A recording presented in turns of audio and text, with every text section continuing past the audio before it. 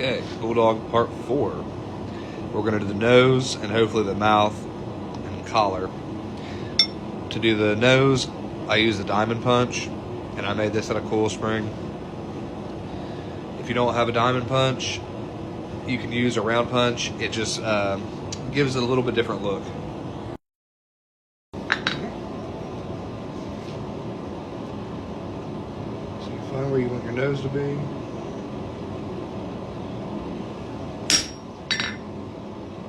Make any adjustments.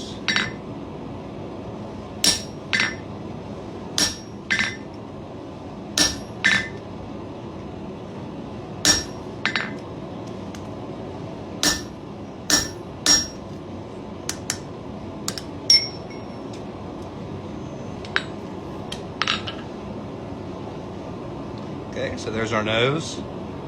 Now we'll work on the... Okay, the next step is to put in our mouth. To put in the mouth, I just use a half-round chisel, and I made this out of coil spring too. If you don't have a half-round chisel, I'd opt for the zombie dog version. And just use your old Harbor Freight Special and come in there and make your lines. So you come in there and do that. Just make it kind of like that, scaled down to fit your bulldog face, of course. I suggest making the set of punches and chisels. If you do any kind of ornamental work, you'll use them, and it's just good to have a bunch of different punches and chisels around. If you need a tool, make a tool.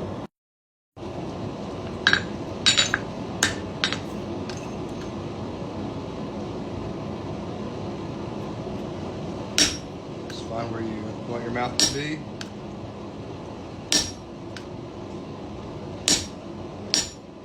Okay, put your first line, then you turn the chisel. I like to flip it around. You don't have to though. Flip your chisel around too. And try to catch the corners of the mouth. That way your bulldog's not frowning.